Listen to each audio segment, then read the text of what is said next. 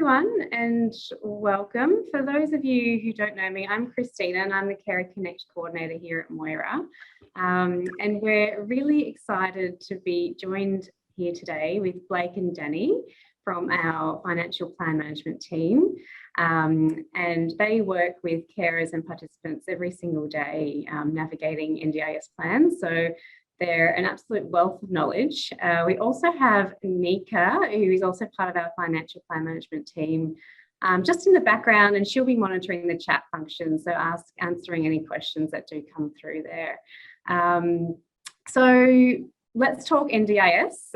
We'll be delving into budgeting basics today to give you, I guess, some key information to help you manage your plan or a participant's plan, and hopefully give you some helpful tips as well. So welcome, Blake and Danny. Thank you. Thank you. No worries. So let's get started. We'll just share that presentation if you've got it ready. Definitely. There we go. Do you see that, Christina? Yes, that's great. Thank you. All right. So I guess in terms of when we start talking about managing an NDIS plan and all the things there, where do we start? And what's, I guess, understanding your plan is probably the first step, isn't it? What's the best place to start? And how do you get an NDIS plan review, I suppose? Yeah, so I guess if there is something in your plan that you were wanting to get reviewed before the plan end date, you can get in contact with your planner. Generally, you can find these details on page 3 of your PDF plan. Otherwise, you can get in contact with the NDIS on their 1-800 number, which is 1-800-800-110. Generally, you are given a paper copy of your plan. And if you haven't received a copy, then obviously you need to make contact with the NDIS to do so. So you can keep track of your funding through the MyPlace portal. And you can also use your MyGov account to do this. So when you sign up with the NDIS, you obviously get your login details, and you can log in through that way. Additionally, if you do have a support coordinator assisting you, you can use their knowledge and they can assist you in how to use your funds, what services you can get, and which providers you can use. Otherwise, you can book an appointment with your NDIS representative, whether that be your planner or your local area coordinator. And they can walk you through the funding and which services you can use as well.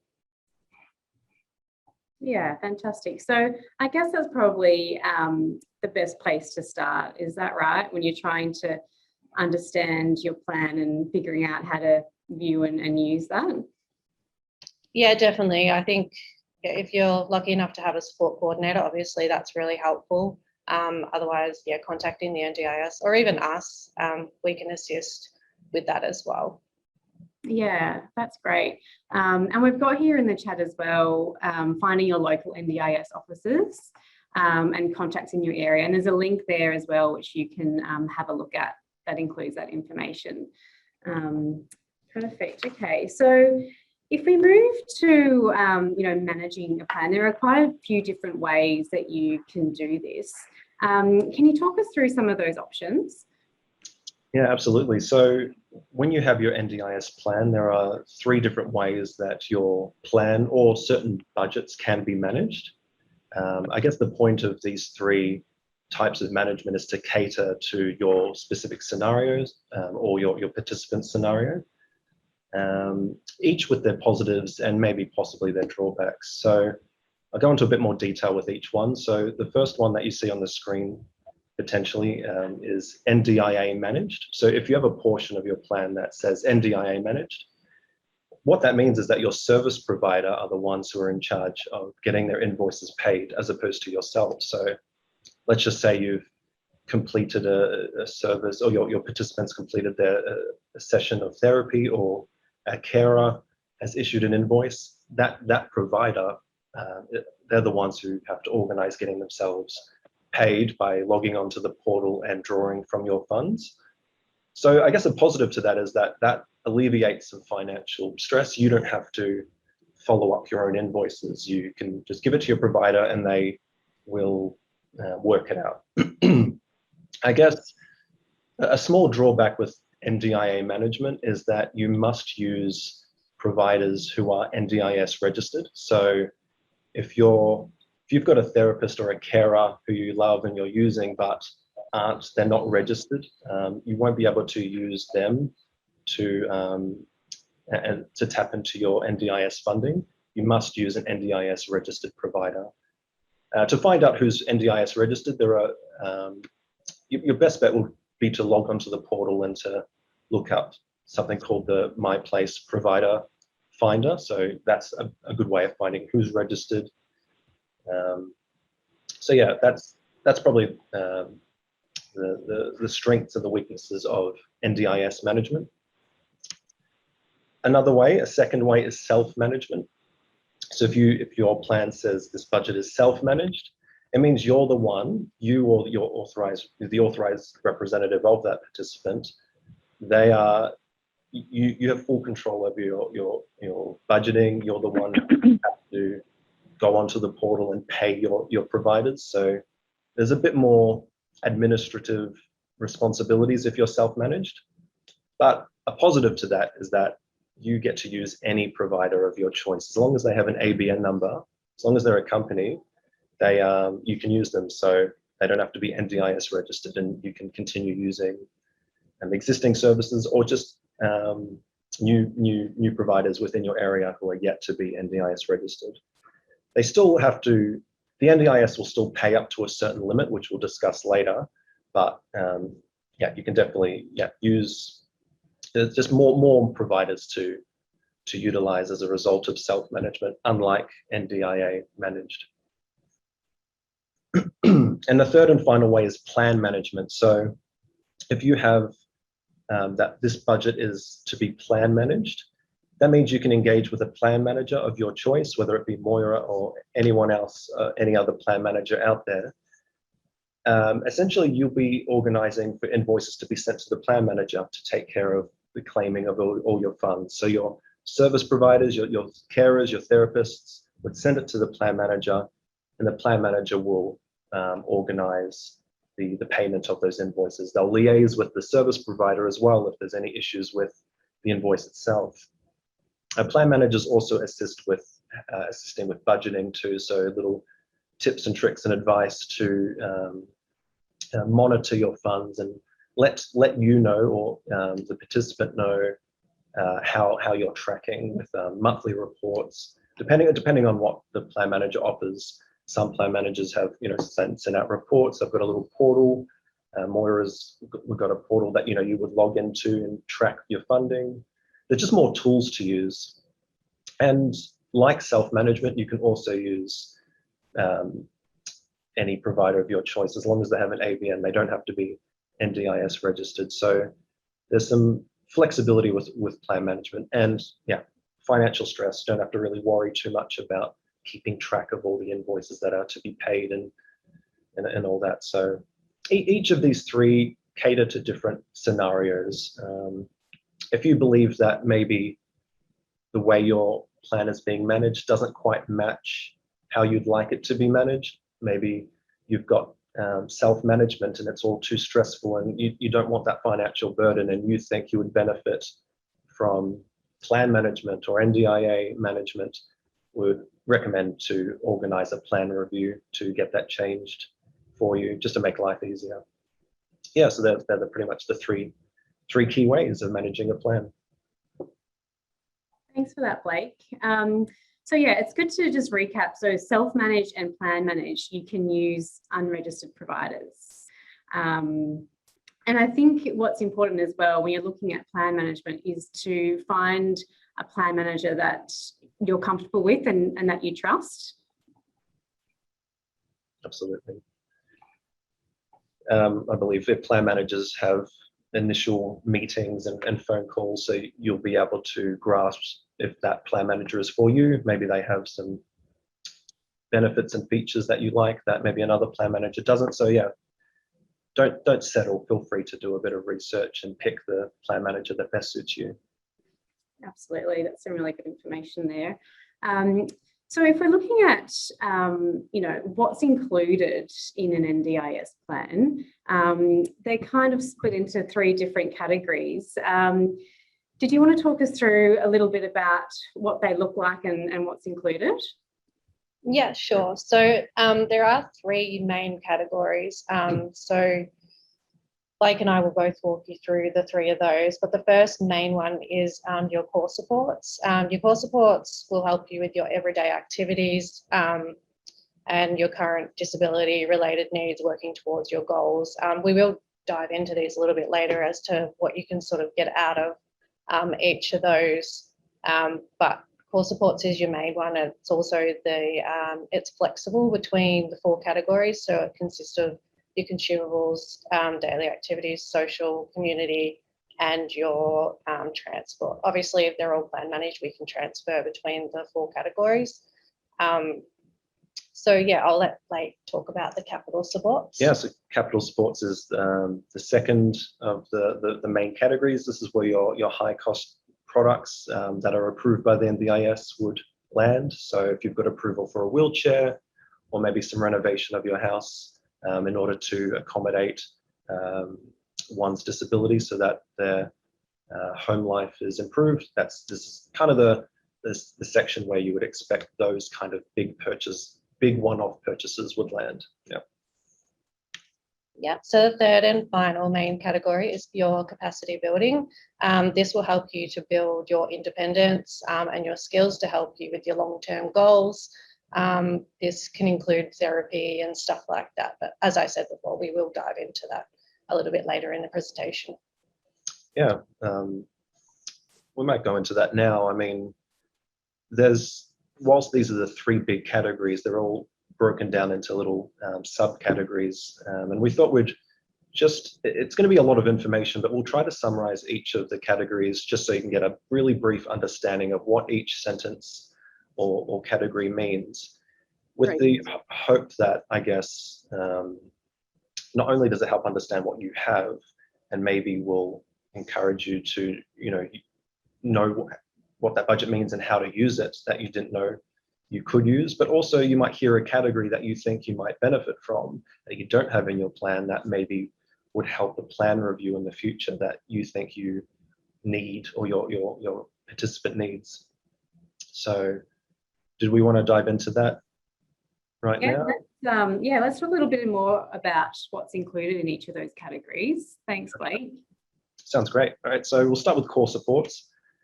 So I'll keep it as brief as possible. So core supports is broken down into 4 subcategories. The first one is daily activities or assistance with daily life. This is a category for pretty much anything around the house or any assistance with self-care, whether that be a carer coming in to help with domestic activities, even gardening and mowing is included. Cleaning is another service that lands here. But I guess also, yeah, predominantly the carers helping you to complete everyday tasks would land here, ongoing costs like that. Second category is consumables. So this is a bit of a mix, a bit of a big category actually.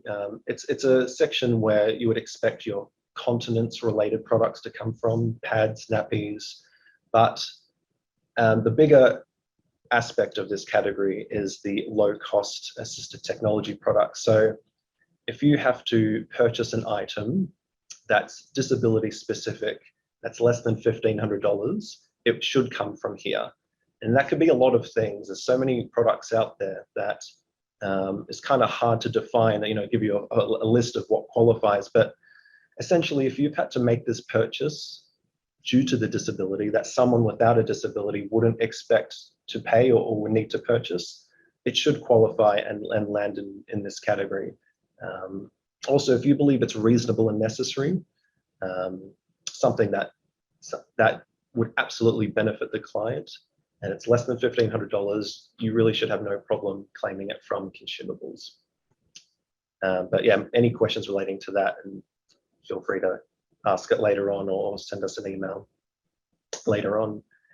The third category, social, community, and civic participation. Similar to the daily activities category, this is for care out in the community. So I guess any assistance with helping the NDIS participant engage in the community, whether it's going to the park or shopping or attending like a class or a course where its intention was to improve social skills. That's where those kind of services would land. Again, pretty broad. The kinds of social activities you can engage in is quite vast. So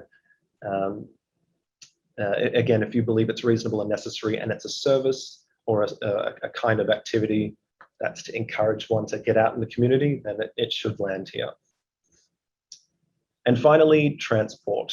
This is pretty much any cost that's incurred moving to and from an appointment. So if you have to take a taxi or an Uber somewhere to get to an appointment, that qualifies and you can claim under transport.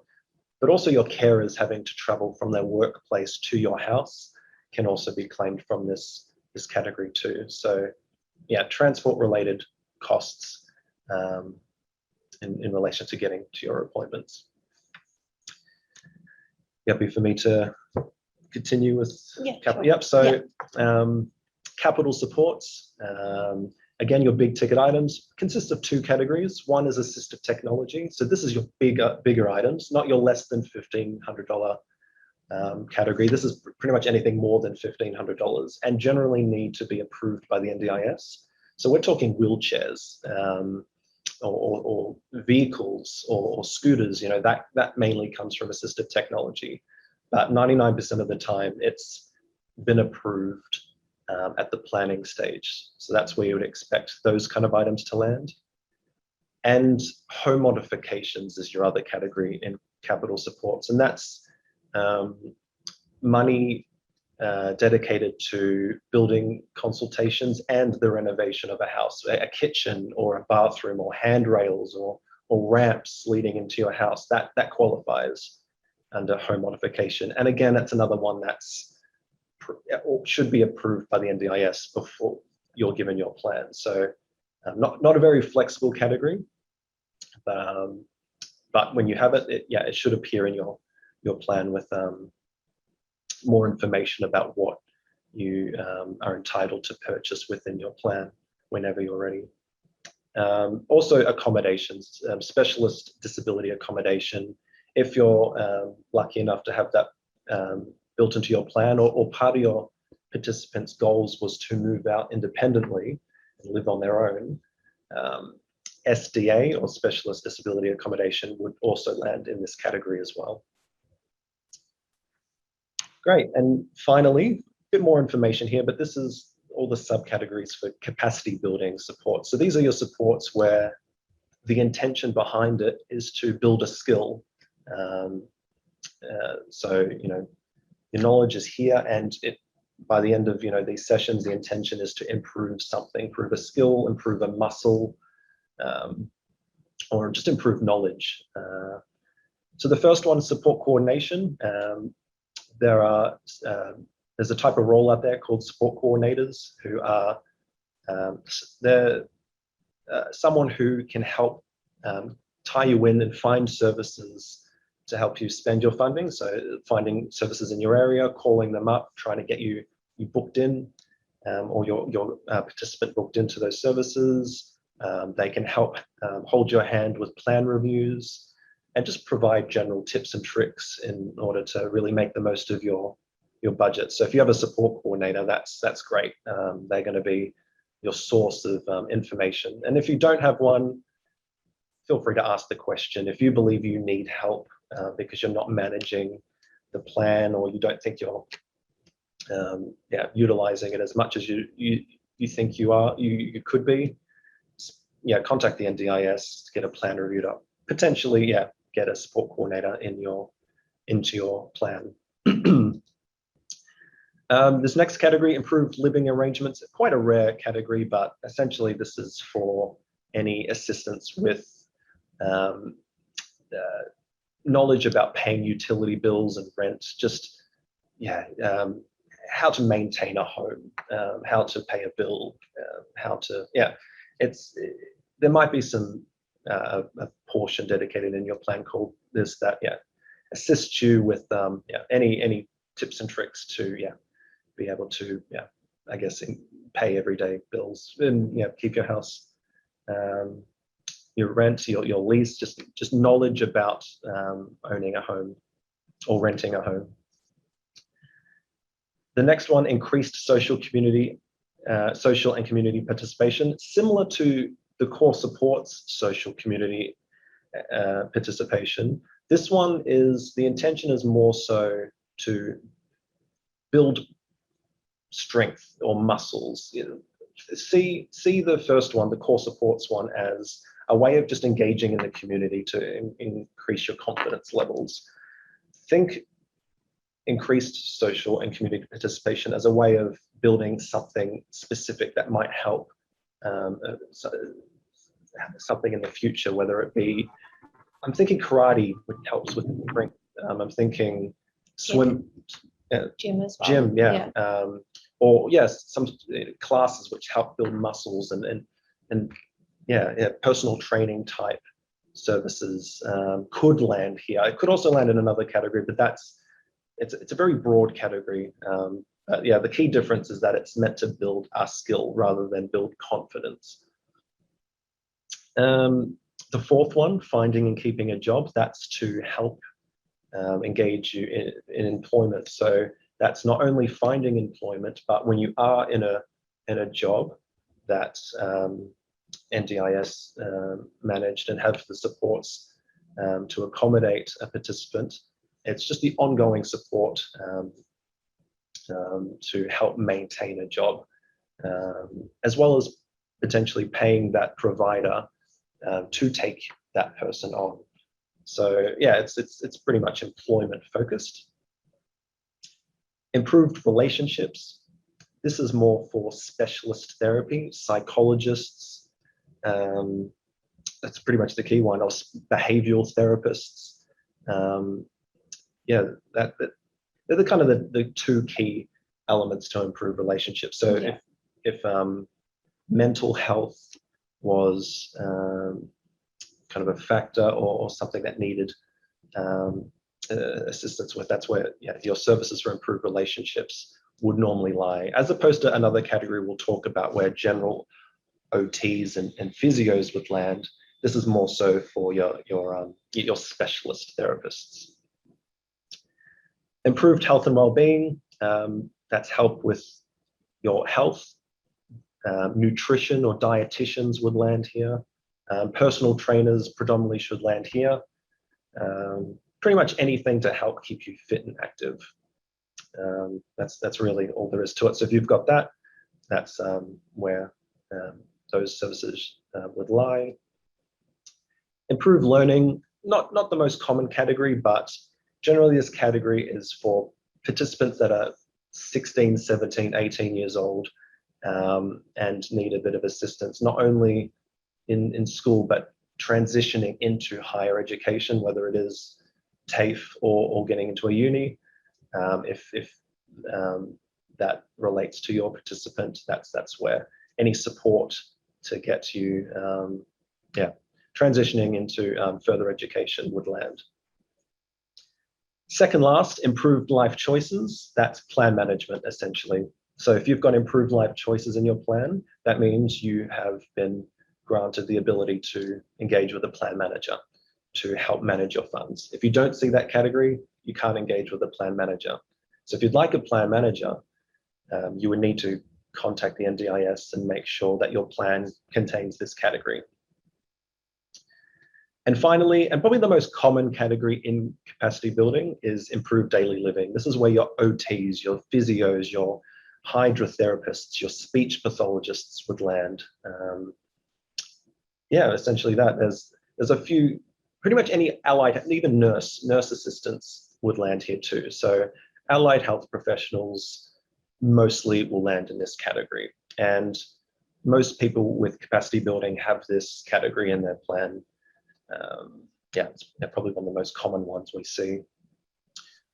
So that's really, I mean, hopefully that wasn't an onslaught of information. There's just so much to it, but hopefully there's something here that maybe you could replay or listen in, or maybe it's something that's helped with your current plan, or maybe you've heard something that your participant or you could benefit from. So yeah, when in doubt, just ask your planner or your support coordinator for more help. Thanks, Blake. I think that was really comprehensive. I mean, as you said, there's quite a lot in there, but just breaking down each of those categories is super helpful to understand, you know, what's included. You know, and everyone's plan is going to be different. So just figuring out what's in there and what you need as well is probably a really good, important step as well. Nick has also popped a link in the chat. If we go back to assistive technology, if you want to some guidelines as to how to get that included in your plan, there's a link in the chat box there for you. So I guess if we move on now to the NDIS price guide, this can be a little bit confusing for quite a lot of people. So what is it and how does it work? Yeah, so the NDIS price guide, it's obviously set in place to set price limits for participants to ensure that they are getting value for money, I guess, from the providers. It is encouraged that when you are engaging with the provider that you, I guess, negotiate the rate that is best suited to you and your approved funds. Yeah, so I guess invoices, so when you're submitting an invoice, you need to make sure the rate is correct, because obviously we can only pay up to that. Anything above that rate, unfortunately, we can't claim due to the max price limit. The NDIS just won't pay above that rate, so it sort of comes back as an error for us. Yeah, so the NDIS price guide can actually be downloaded from the NDIS website. And we do recommend that you keep up to date with that, just so you're familiar with the price changes, as they do change. They do change every financial year, but they also do a couple of changes throughout the year as well. So it's forever changing. They're forever adding codes and removing codes. So it is recommended that you do keep up to date with that. It's really handy to have.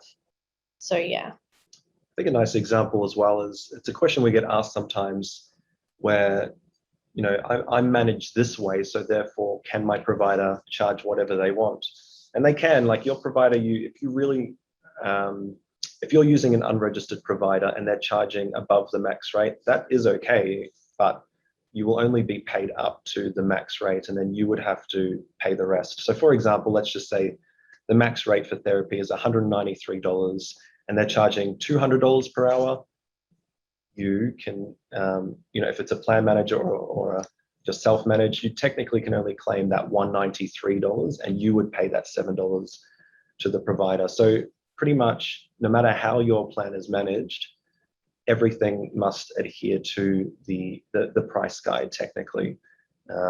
Especially, you know, NDIA managed, you know, they cannot charge above the max rate. So if you've got an NDIS registered company, they actually can't charge above.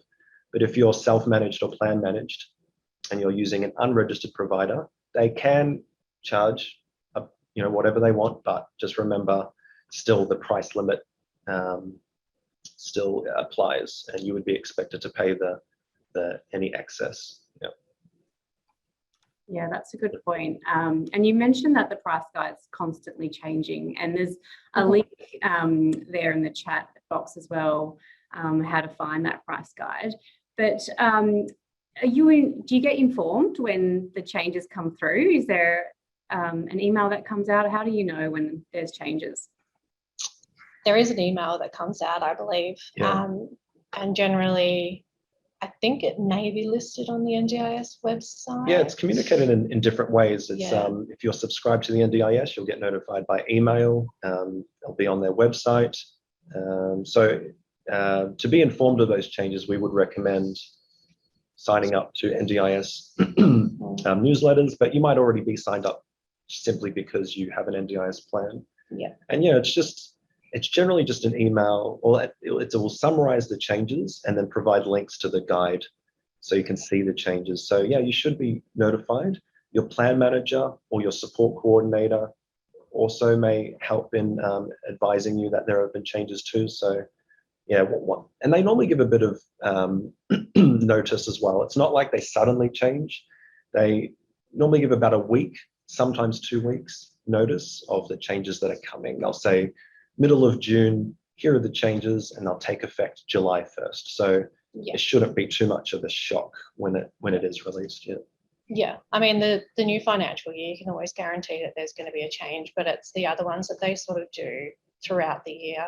You sort of get 1 to 2 weeks notice, but yeah, highly recommend keeping up to date with those so that you're on top of it, and also your providers too. Yeah, absolutely. Thank you. So I guess that's a really good starting point in, terms of understanding the basics of a plan. So now if we're looking at how to make that work for you, I guess, forecasting and budgeting is probably the next step to that. It's particularly overspending and underspending and those sort of things. So how do you avoid overspending and underspending and going about your budgeting? Absolutely. So I guess we'll start with overspending. I mean, depending on how you're managed, if you've got a plan manager, you've got a support coordinator, when you're engaging with your services, it'd be encouraged to have this conversation of how, knowing how much you've got for the year and how much you're going to get charged every month. So you know how much you're expecting to hand over to your therapist, and that there wouldn't be a risk of overspending. So I guess a tip would just be, first of all, to be engaged in your budgets, whether it is using a calculator and just grabbing your total and dividing it by 12 months. That's a really basic way of knowing how much you can spend per month. It won't be as simple as that because everyone's plan is different. But also, if you have a plan manager, you should be notified when you're on track to overspend as well. So same with your support coordinator as well. If you're maybe things have changed and you're spending more for whatever reason than is anticipated, A, you should be alerted, and B, if circumstances have changed and this just is how you're going to keep spending throughout the year, maybe there's cause to get a plan review to pretty much argue that, hey, this is how much I got, but my circumstances have changed. I actually need a little bit more money if I'm going to make it to the end of my plan. So there's all kinds of reasons for why one might be overspending, but keeping informed yourself or engaging with your support coordinator or plan manager are other tips and tricks to make sure that there's no risk of overspending. When it comes to underspending, that's a tough one, because sometimes if you're underspending, or in other words, just not utilizing the amount of funds you've been approved, it could be for a variety of reasons. Maybe you just don't know what that category means and you don't know how to engage in services, or maybe you're struggling to find services in your area because there's not many therapists within your 5-kilometer radius. So there could be all sorts of reasons for why you're underspending. I guess if you're projected to underspend in your 12-month period, that doesn't necessarily mean that you're not going to use it later on. I would just, when it comes to your plan review, I just encourage working with either your support coordinator or just writing down reasons why you didn't utilize the funds this year, but still intend to if the other year. There's this mindset that if you don't use your money, you'll lose it in the following plan, and that shouldn't be the case, because circumstances change. There are reasons why people don't use all of their funds. So I wouldn't be also too scared either to go out and find funds on purpose, find services on purpose to use your funds. It's just, there's just a whole variety of reasons why you could be tracking the way you are. But yeah, just stay engaged, liaise with the support you've been given. You shouldn't have a problem. And And also, as Danny said before, just make sure if you are engaging with a service provider that you kind of agree to a rate, or there's a particular rate or amount that you're happy with, and they've spelt out how much they're going to be charging you for the year, and make sure that that you're happy with that amount, so there are no hidden surprises. And just to touch on that, I'd also recommend getting a service agreement from the provider, even if they're a smaller one. I know the larger ones tend to do a service agreement, but that just sort of covers you, I guess. And also too, if you do happen to overspend due to a change of circumstance, we do request a copy of the service agreement and any other supporting documentation that you've got, so that we can submit it to the NDIS. Invoices don't always get paid in that circumstance, but if you can prove that you have had a change in circumstances and you are eligible for those extra services, then the NDIS can sometimes make the payment. So absolutely, keep advocating for yourself and your client if you believe that you're entitled to X, Y, Z. Just don't be afraid to speak up and keep track of your plan. Yeah, absolutely.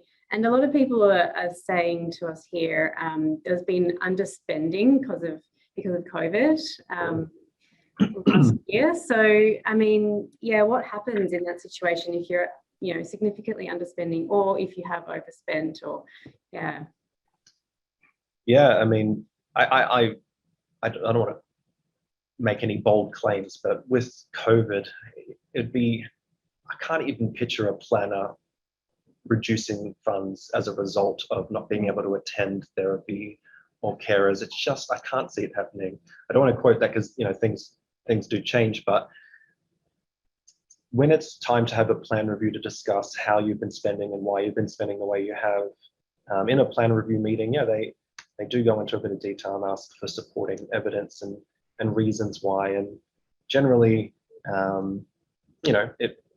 it's all taken on board. And underspending, I rarely see instances of money being severely reduced because they just weren't using the money. And COVID is a great reason, because it's a fact. We weren't able to utilize my $10,000 because I couldn't turn up. But I will next year, or this year, as restrictions ease. I do intend to now start using it. So I think you'll be fine, but I think advocate, note this down, come prepared when it's time to have that plan review or that discussion with your planner. And same with overspending. Overspending's not as clear cut, because you're not guaranteed to get approval to have more funds. But again, I just encourage any supporting documentation from an OT or some allied health professional who might be able to create a letter or give you more supporting documentation to argue the case that you need more funds is encouraged. So utilize your allied health specialists and your support coordinator or plan manager. But generally, we help as much as we can, but generally a support coordinator is your main type of role that would help with plan reviews. Yeah, absolutely. And in terms of finding providers, if you're struggling to find providers, is there any advice or tips on how to go about that? Sure. First and foremost, the portal. The NDIS portal have a tile called My Place Provider Finder. And that's it just lists every NDIS registered company within your area. You type your address in or your suburb, you enter the kilometers range that you're willing to travel, 5 kilometers, 30 kilometers, and then your type of support you're after. And then you should get a list of all the therapists in your area. Yeah. But there are 2 other. Yeah, so there's, sorry. Yeah. There's also Clickability. They have a lot of providers listed on there, and there's also My Care Space as well. So between those 3, you should be able to find some providers. And I guess if you're having further challenges finding someone, if you're in a rural area or something, there's always the NDIS number that you can contact. They may be able to refer you to someone that they know of or something like that. Yeah, absolutely. And those links as well for all of those three resources are in the chat box now for you. And I guess it's a good segue into tracking funding, which comes with, you know, forecasting and budgeting. What's the best way to go about it? Yeah, I mean, it depends. So if you've got, if you're engaged with the NDIS portal, there's a few tools that you can use there that gives you visibility of your funding. So utilizing your portal to see your funds and where you're standing, how much you had available, how much you've got left. That's your level one, you know, your basic way of checking your funds. So just keep logging into the portal. Or if you're kind of scared of the NDIS portal or you don't know much about it, I'd encourage learning, engaging with a support coordinator to take you through, or even definitely an NDIS staff member to just take you through. There's also a guide on how to use the NDIS portal as well on the NDIS website. So portal, I reckon is number one. If you have a plan, if you've got plan management in your plan, maybe when you're looking for a plan manager, or maybe you already have a plan manager, might have something called a portal as well, or their own kind of portal where you can log in and check your funds too. That's maybe a little easier to navigate. So, I mean, using MOIRA as an example, you know, we have a portal. You can log in, you can see your funding, you can submit invoices, you can request, submit a query about an invoice. It's kind of like an all-encompassing tool, and other plan managers should have that too. Not all of them do, but I think if you're looking for a plan manager, them having a portal might be a factor in your decision. Some sort of visibility of your funds. If they're the kind of plan manager who, doesn't offer too much transparency into your funding, that could be a deterrent. It's all up to you, obviously. But I think finding a plan manager who has some sort of portal is great, because I think that a tool where you can just jump online, log in, see things, numbers, your spending. It's just, I think it reduces the stress of having to handwrite things and check on how much money do I have left, and I think I'll pick up the phone and call. I don't know. I feel like that's another factor, a tip, finding a plan manager who has a portal. But just say that's just not, maybe you're not into technology, you don't want to use computers as such. This is where a support coordinator or a plan manager can still help, where you just the statements. Yes, well, yeah, true. Actually, there's reports as well that can be sent out by plan managers and potentially support coordinators who can send you reports, like PDF versions of your reports. But I don't know, just in the hypothetical, you have a support coordinator. I can imagine you just sitting down with them in a meeting. You're using your hours to engage with the support coordinator, and just at your own pace, just planning out your year or your month or just a particular category that you need help with, and it just being handwritten or divided or just devised in the way that is clear for you. So once again, it goes back to engaging with your supports that you've got. The support coordinator, that's probably number one, and plan manager, if you've got that, also probably number one as well. Yeah, absolutely. So you've mentioned the My Place portal and a portal possibly that a plan manager has. Is there a difference between the two? Absolutely. I mean, it's the terminology that MOIRA have used. We've called ours a portal, but other plan managers might call it something else, like a cloud or a tool. So don't get too confused about the word portal. See it as just like a website you log into. So the My Place portal is just the government, that's the official NDIS website, and that has a few tools there for you to use. So that could be all you need to use. But when I refer to a portal that a plan manager might have, it's take that as more of a website you log in, an all-encompassing website that you log into that maybe provides more information that the NDIS portal didn't. So it's just a fancy term for website, really. Yeah, absolutely. That makes sense for sure. Okay, well, there's a lot of information there to unpack, and dealing with an NDIS plan can be quite a daunting process, and there's a lot to go through and navigate. Do you have some, I guess, key tips, the takeaway tips for us today? Other than what we've mentioned, engaging with your services and your plan, like checking your plan, the funds. Yeah, I guess ensuring that, I mean, we have an authorization process, excuse me, anyway, but a lot of plan managers don't have an authorization process. So I guess just checking that your providers are charging correct dates, correct rates, and all the above, so that you're not at risk of overspending, I guess, like if you've actually budgeted out your plan. So other than that, yep. Submitting ASAP, as soon as you get an invoice, submit it whenever you can. If that's how it's organized, like if you're the one receiving the invoices and you need to either claim it yourself because you're self-managed, or you need to pass it on to a plan manager, just doing that as soon as possible, or organizing for the provider just to send it directly to a plan manager. Maybe you've got a scenario right now where the providers are sending it to you and then you're sending it on to a plan manager. Alternatively, you can actually tell that provider to send it to MOIRA first, so that and then we get in touch with you to double check that you approve it. So maybe just being aware that there are multiple avenues on getting an invoice paid to, and just whatever suits you, go for that. Don't just settle for how you're doing it now. Maybe there's another way.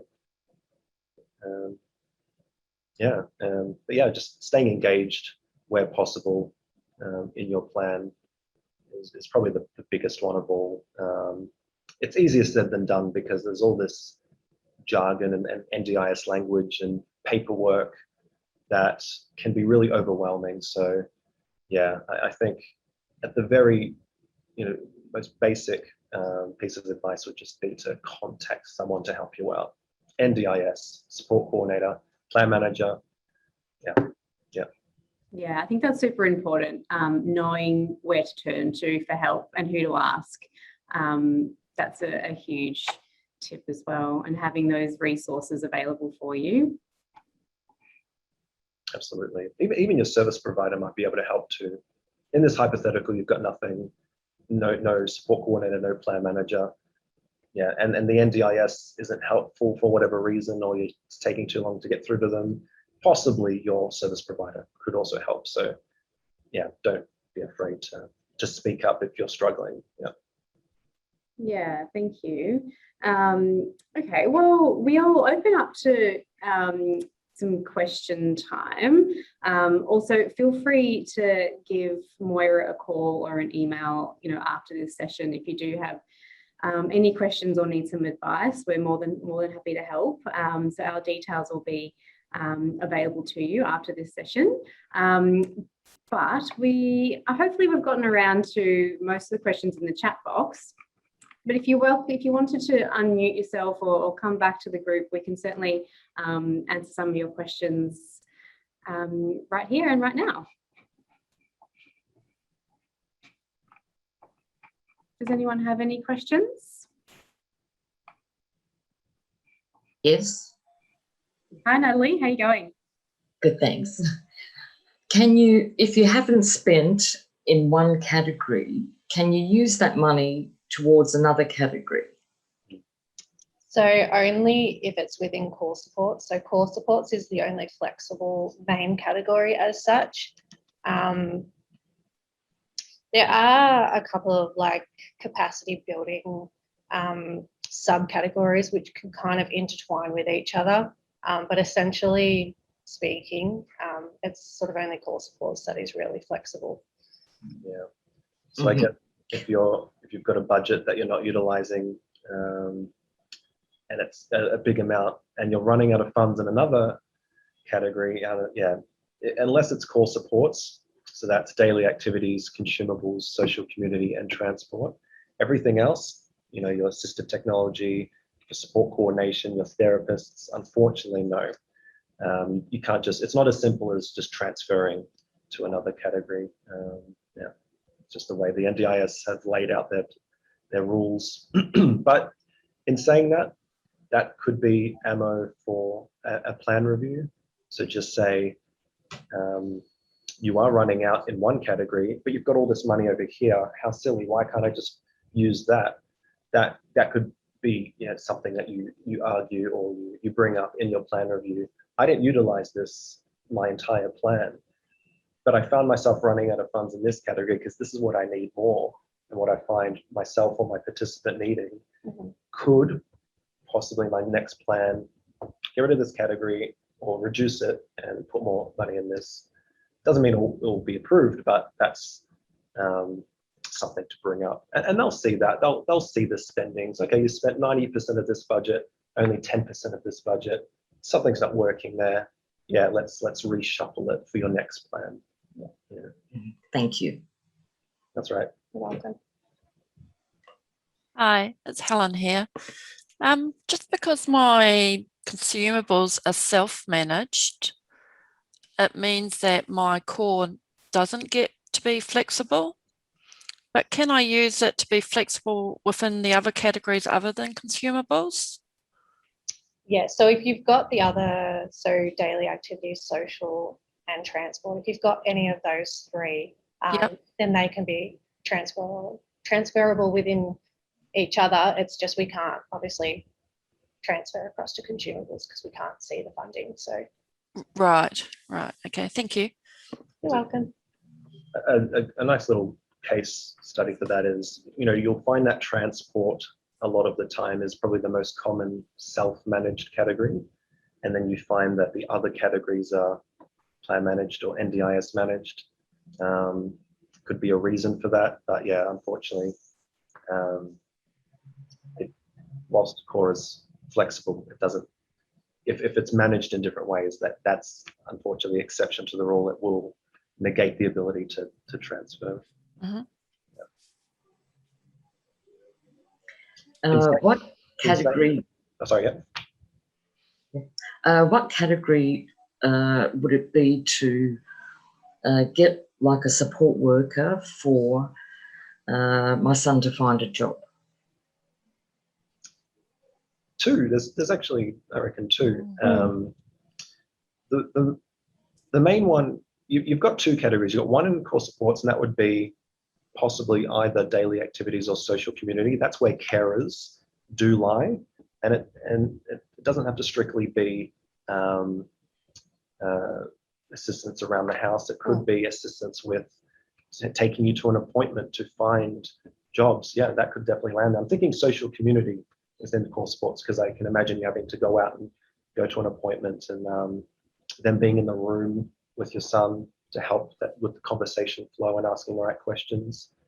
So I think that's probably the main category where, in terms of the question, a support worker helping out to engage in or employment. An agency. Yeah, or an agency. To find a specific job, not just a workshop. Yeah, and actually, yeah. Creating something that is suitable for him. Absolutely. That's probably where you're finding and keeping a job comes into play. But as Blake mentioned, it could either, it could possibly come from there or social community. So yeah, I think the social community would be the appointments, but once you have a job, once your son has found a company who is willing to take him on and provide ongoing support, that's where finding and keeping a job as a category can be helpful. If you don't have that in your plan and your son's goal is to find employment, that really should be in your plan. Yeah. But in terms of the initial consultation, you may not have to tap into that category. That's, I reckon, social community is where you would go for the going to appointments, Yeah. inquiring about things. Yeah. With the capital, which is for the equipment, Yeah. if you need a wheelchair and you haven't got enough that's been allocated in your plan, can you still submit it to the NDIA through the OT and see if they'll approve it anyway?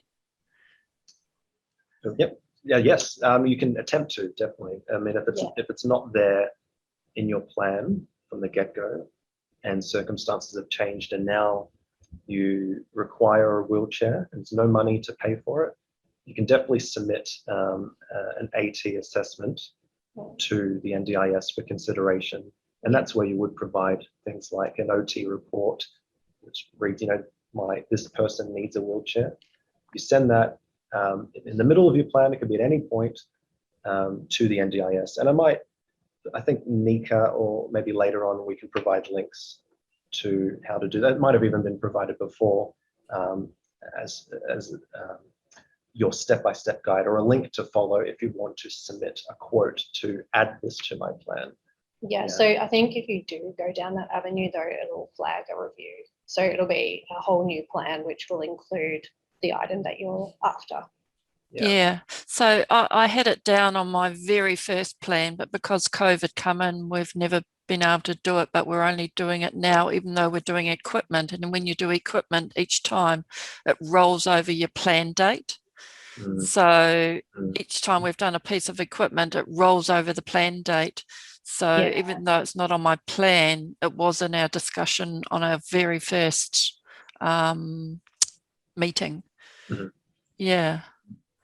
Yeah, I mean, regardless of the amount that it says in the plan right this second, I'd still recommend submitting the quote, getting it ready. Just because it might say $1,000 and the wheelchair's $3,000 doesn't mean, well, I'm going to give up and I have to wait till the next plan. No, I would fill in an NDIS AT assessment.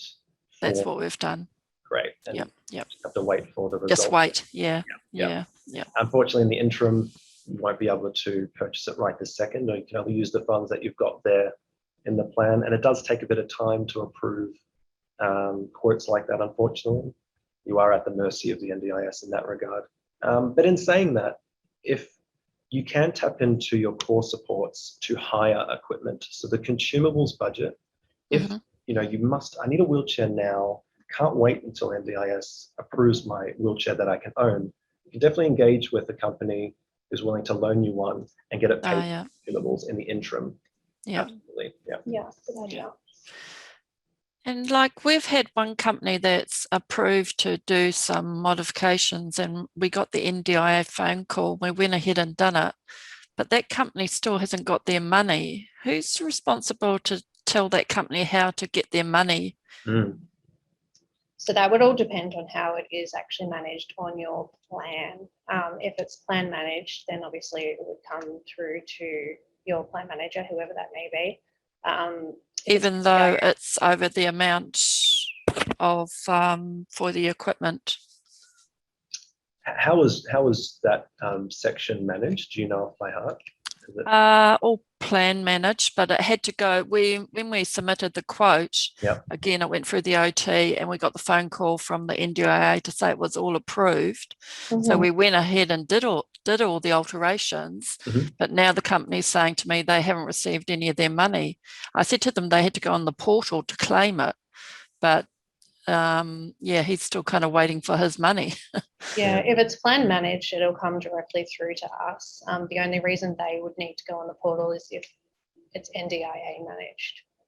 And they'd also obviously have to be a registered provider as well. So even though NDIA gave us a phone call to say to go ahead with it, it's all been approved, he still has to come to you. To get the money, I think the approval allows for someone to draw from the funds, anyone, so however it's managed. So if it has been approved, that means that suddenly $10,000, as an example, is now available for someone to claim, whether it's a plan manager or an NDIA provider. So technically, if it has been approved and you've got that call, Yep. approved, it's been approved, that means that the plan manager should be able to go into the portal and find that service, something called a service booking, that NDIS staff member who called you. Okay. Approved. It should be there, locked, quarantined, ready for someone to grab. Right. It's just a matter of finding it on the portal. Yeah. So if it is Okay. plan managed, that plan manager really should create a service booking for that category, and then the plan manager pays the builder. And that doesn't matter how much it is. It'll, whatever was the amount was approved by the NDIA, that's what the service booking will be. Yep. For. So like I'm talking like it's over $4,000. Yeah. So they would have, if they've approved that, there will could- be a service booking in the background for the plan manager to do that $4,000 or Okay. whatever it may be. I've got my support coordinator looking into it. So yeah. Cool, yeah. Yep. Thank you. Perfect. Okay, well, if no one else has any questions, we might finish it up there. But Sorry, guys. Someone? Just two little notes that I made down. One is when you were talking about changing the way that your funds are managed from self-managed to plan or agency to plan, and all of those ways. I think you might have said that just maybe talk to them about doing a plan review. You don't need to do a plan review to change it. In case anybody wrote that down and they're walking away trying to make a call to do a plan review, don't do that. It's okay. Just do give NDIA a call though and have a chat about how you'd like your funds to be managed and why you feel the need to make that change. That's one. And the second one was for plan management. If you don't already have plan management approved in your plan, and your funds are not agency managed, you can have plan management added to your plan. You're well within your rights to add that at any time. You call, okay, this is my plan, this is my plan number. I need plan management. Please add it to my plan. You don't need to justify this. They may say to you, oh, why do you think you need plan management? But at the end of the day, it's your choice. If you want plan management, you can have it added to your plan. That's your choice. That's all. That's perfect. Great points there. Thank you for that. And I like the that adds onto that self-advocacy in a sense. If you come across, can I have it, as if it's a question? No, it's your entitlement. So in the past, there were some hurdles to jump through with simply changing your budget. So if you wanted to switch from self-management to agency management, in the past, it used to be a new plan. But now, they're more flexible. They do light touch reviews so that you don't have to go through the hassle of generating a whole new plan. That's a really, really great notes. And again, would encourage, if something is wrong, back yourself. And this is an entitlement. It's not a question. I really need this. Can you make it happen for me? Yeah, and it comes down to the point as well of reaching out, to the NDIA or to any of the supports that are available to ask those questions. Don't feel like, you're in the dark with it all, because there is lots of support out there, and just knowing where to find it and knowing what to ask as well is important to be able to get what you need at the end of the day. Absolutely. Yeah. It's something that I hear in when there's support coordinators, seminars or webinars and plan management seminars, webinars, you see, I like the passion in when parents stand up and give a case study of how they were able to do this, and essentially it just came down to just confidence and advocating for yourself. Keep fighting. If something is not working, keep, back yourself in and keep trying in order to get that change you're after. I know it sounds strange, but if you are rejected for something that you really think you're entitled to, don't stop there. Seek some second approval, second advice. Keep on. If you'll know what's reasonable and necessary for your participant or yourself.